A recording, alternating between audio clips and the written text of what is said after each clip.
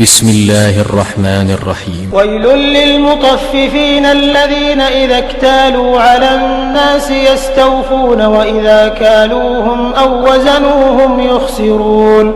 ألا يظن أولئك أنهم مبعوثون ليوم عظيم يوم يقوم الناس لرب العالمين.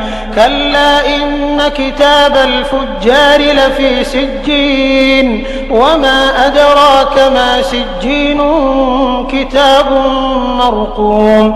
ويل يومئذ للمكذبين الذين يكذبون بيوم الدين وما يكذب به إلا كل معتد أثيم. إذا تتلى عليه آياتنا قال أساطير الأولين. كلا بل ران على قلوبهم